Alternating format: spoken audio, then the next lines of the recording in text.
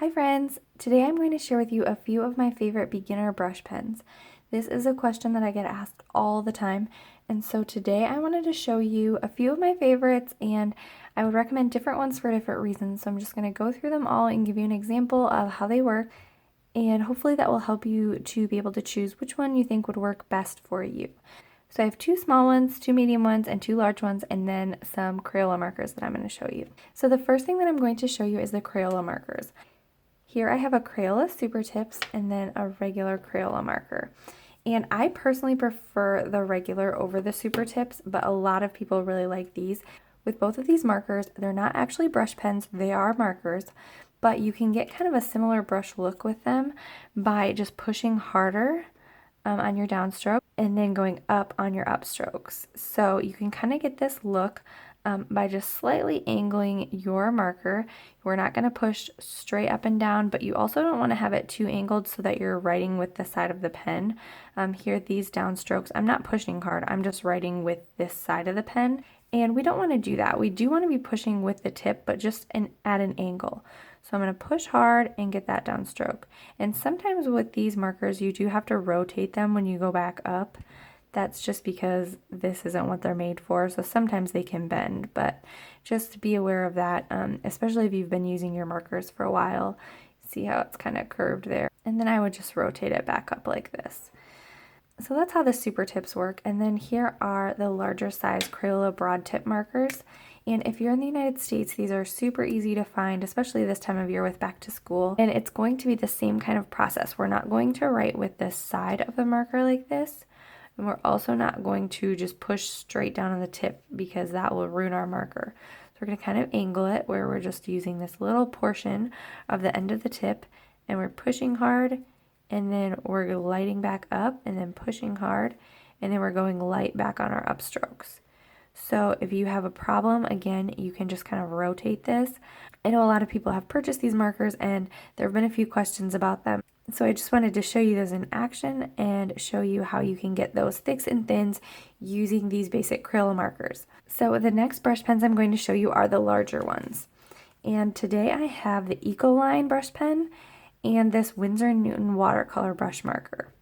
Now they both have a larger tip. As you can see, the Winsor & Newton's a little bit larger than the Ecoline brush pen, but they both write really nicely. They also both write really dark, and the brush tips, while they are kind of big, they're not quite as long as some of the other ones, so I think that these can be a little bit easier to control for a brand new beginner. And let me just show you. You get a really nice color with these. Now, one thing I want to mention with the Winsor & Newton is you have to make sure that it is the watercolor marker. They do have, let me just show you. They do have this other marker called the brush marker, and I don't like this one as much. It has this kind of a tip on the one end, whereas this one has a bullet tip. And then the brush tip looks totally the same. I tried it in the store and I thought it was the same as this, but then when I got it home and practiced with it, it just does not do the same thing at all. It kind of bends over like some of the other markers that I've showed you. And it's really hard to get those really thick brush strokes. It just really wants to bend totally sideways. So be aware, this isn't a bad marker, but it just wouldn't be one of my top ones that I'd recommend. And I definitely love, love, love this watercolor marker. So if you do purchase this and you're looking for this one, just make sure that you look for the one that says watercolor marker. So some of the reasons I like this is, like I said, I think it's easier to control. I also haven't had a lot of problems with this brush fraying. And I also think that it hides some of your shaky upstrokes a little bit more than some of the other brush pens do, which is super helpful at the beginning because I know that a lot of people struggle with having shaky upstrokes. So I really like this marker, and the Ecoline one is very similar to it. It kind of holds like a Crayola marker. It kind of feels the same when you're holding on to it, which I don't mind. And the tip is a little bit shorter even than this Winsor & Newton one, so you might like that for a little bit easier control, but you still get those really nice thick downstrokes, and you can get those thin upstrokes as well. So I like this one for the same reasons. They have really good pigment. I feel like it hides some of those shaky upstrokes, and I feel like you can get some nice thicks and thins without losing too much control if you're just a beginner. So these would be my two recommendations right now. I'm always trying new brushes, but right now these would be my two recommendations for a larger size brush pen if you are a beginner. Next, I'm going to show you the two medium brush pens that I've been liking, and these aren't ones that I see people use very often, so I'm kind of excited to share these with you and see if you've ever tried them or if you've ever heard of them before. The first one I'm going to share with you is this Zig Brushables pen, and honestly, I never see people use this pen on like Instagram or any hand lettering videos or anything, but I really love it. And I don't know if this brand is really old. I remember using this brand of pens for like scrapbooking years and years ago, but this pen is really nice for brush lettering. It has a really nice dark color like some of the other expensive pens that you can purchase, but I just find that it again is a little bit easier to control than some of the long brush pens. I don't know, this one might fall in between medium and large, but I'm just putting it in my medium category, but it is pretty large and you can get some pretty large lettering. But again, I just feel like it does a really good job of being easy to control. You can still see if you have really shaky upstrokes, but it's just a good one to practice with. And another thing I like is I think you also get a really good finished result with this pen, which I know can be frustrating if you are working really hard at something and it doesn't turn out the way you like the coloring's off or something. I just really like how this one has a really dark pigment, and also not all of them are like this. But the Brushables has another complementing color on the other side, so you kind of get 2 for 1. This is just a really dark gray, and I like this color as well. And I also have some that have like pinks that go together. Not all of them have that. So some of them say that they are the Brushables, and some of them say they're the Scroll and Brush. So if you purchase a Scroll and Brush, you do get the brush pen side, but then the other side isn't a complementing color. It is this type of a marker. So just be aware of that if you're purchasing these, that the one you want to purchase is the Brushables. Unless you want a tip that looks like this, then by all means get the Scroll and Brush. But I just wanted to make that clear because I know there's so many different options online, and I don't want anybody to purchase the wrong thing. So like always, I'll leave links for all of these in the description box below. But I just wanted to be clear that the one I'm using is called Brushables. And the second one I'm going to show you is actually one that a subscriber recommended, and I think a lot of you guys will really like this brush pen. One side is this tip, and it's a little bit smaller than some of the large brush pens. And the other side is just a teeny tiny little brush, and I don't know if you guys will like this one quite as much. It's very small, so it's probably going to be hard to see. It is kind of fun to use, especially since you get a feel of something that's not so super flexible. It is still flexible, but not as much as the larger brush pens. So that is the small side. But what I'm going to show you is the larger side. And this pen obviously doesn't have anything that I can read on it, and I always get the name wrong, but it's by PenTell, and I will leave the link in the description box below. I think it's called something like the Twin Tip, but I'll leave the name and the link in the description box below. So this is what this one looks like. Honestly, it's a little bit similar to the Zig brush pen, but I think that you guys will really like this one as well. If you're looking for something that's kind of large, but that is not so difficult to control. And again, these are brush pens. There is a learning curve to using them. So if you've never used one before, don't expect it to look like this on the first go just because you purchased one of these brush pens. I just think that some of these firmer tipped brush pens can be a little bit more easy to control when you're first starting out than some of the real thin, long ones that can be kind of difficult to control. So by no means am I saying that just purchase these brush pens and lettering will be super easy. That's not the case at all. But I do want to just help you guys find some things that are a little bit more helpful for whatever stage that you're in. And I also do have some other things planned to help you guys with very beginner lettering.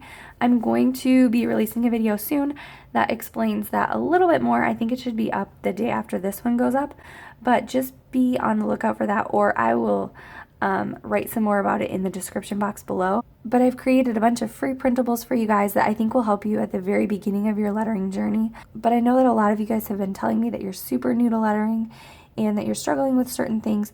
So I have definitely been taking note and have created a bunch of new printables for you guys that I will be posting for free in my Facebook group. So if you're interested in that, just watch out for that other video, or you can read in the description box below. I'll write a little blurb about it so that I don't take up too much of this video. But anyway, sorry about that little rant, but I just wanted to throw that in there in case you guys are interested, and if you're looking for those free printables, just look in the description box and I will post it all there. So the last ones I'm going to show you are the small brush pens, and this is the PenTell Touch. There's also a PenTell Sign Pen. Some of these names can get really confusing, but the PenTell Touch is the one that I'm going to be using today. But when you're looking online, they look almost identical to the PenTell Sign Pens, and also they do have these listed sometimes as the PenTell Sign Pen with a brush tip, so I know that's super confusing, but what I am using is the PenTell Touch pen. And if you have any questions before you buy, feel free to leave a comment, or you can always contact the company just to make sure you're getting exactly what you think.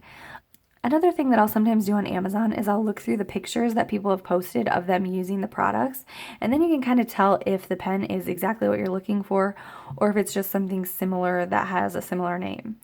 And let me just show you what the PenTell Sign Pen is. This is it, and so obviously it looks really similar, but it doesn't have a brush tip. It just makes the same thickness all the way around. So the difference is this one. So when you push down, you get the thicker stroke, and when you go up, you get the thinner stroke. So that's the difference between those two, and obviously you can see how that would be kind of confusing. But I love this pen for a lot of reasons. I think that they have really good colors. I wish they would do pastels, but maybe someday. But they do have like some grays and gold. They're not as bright as some of the other pens out there. The other thing that I really like about this pen is that I have been using the same ones for a really, really long time, and they still work really good. And I know a lot of times I'll buy a brush pen and like a few times later it's already either running out of ink or it's all frayed, and these have held up really, really well. And I know a lot of you guys comment about how hard I push on my pens, and I really do, and they still hold up really well, especially considering I use the same colors over and over. I usually use the black, the gold, or this gray, and they still have held up really well. The other thing I really think is beneficial is they're really small, as you can see. This type of a pen is going to be a lot easier to control than a super large, long brush pen, and this is just really helpful when you're starting out so that you don't get so frustrated. You can also see really easily if you are pushing or not. So like when you push the slightest, you're going to get that thick stroke. And then when you don't, you're going to get the thin one. It's not a big transition between the two because it's just starts out really small. So if you're doing it wrong, you're going to know right away, I need to push harder or I need to push not so hard. And I just think that's really helpful for you to kind of watch and see if you are doing it correctly or if you need to kind of adjust your pressure. So I think these are really, really great to start out with. Honestly, if I had to pick like one pen over all of these to start out with, I would probably pick this pen. It is just helpful for so many ways, and that combined with the fact that they last so long is a huge win for me. The last pen that I'm going to show you, I'm kind of reluctantly showing you, and that is this Faber-Castell Pitt Artist pen. Now I have these two pens, and they both say that they are a size B. And this one I absolutely love, and it's one of my favorite pens. This one, not so much. And you would think that wouldn't be the case because they're supposed to be identical. Now, I haven't like read through every single thing on here, but I'm pretty sure that they are the same. I also bought them both at Michael's. The colored ones came in a pack, and the black one I bought by itself because I liked these so much. But they just don't write the same. And honestly, I think if I look at the tips, I don't know if you'll be able to see this, but I think that the black one is slightly smaller than the purple one. So I don't know. I mean, I haven't measured it, but when I put them right next to each other, I definitely think that the purple sticks out further. But the main difference that I see with these pens is when I push down on this purple one, it has a lot of flexibility, and then I can come back up, and then it just pushes really nicely and has a lot of flexibility. The black one, though, I don't find that with. It's really a lot more firm, and maybe that's just because it is a slightly shorter tip. And you can also see I'm trying to push with the same pressure, but this one is thicker than this one. So while I love this pen and all of the ones in the packs that I've gotten, I'm just slightly hesitant to mention them because I'm just confused why they're different. So I think I might email the company and ask them why they're different, or maybe I'm just missing something. If you guys know, leave it in the comments below. Because like I said, there's a lot of different kinds of brush pens out there that look really similar. So maybe it's just me. I just feel like I need to mention that because I don't want you guys to go out and purchase these pens that I have that I'm saying are amazing, and then they're different than the ones I have, and then they're not as helpful for you. So I don't know. I will definitely update you if I hear back from why these are different, or maybe I'm just missing something. But I really do love these colored ones that I've gotten, and I think that you guys would really like them. So that is all I have for you today. I hope that was helpful for you. If you have any other questions, please leave them in the comments below. Make sure to subscribe if you aren't already. And thank you so much for watching. If you are not following me on Instagram, you can follow me there for more videos and photos throughout the week. It is just at How to Hand Letter on Instagram. So again, thank you so much for watching, and thank you for putting up with my sick voice. I really, really appreciate it. And I hope you have a wonderful day. I will see you in my next video. Bye.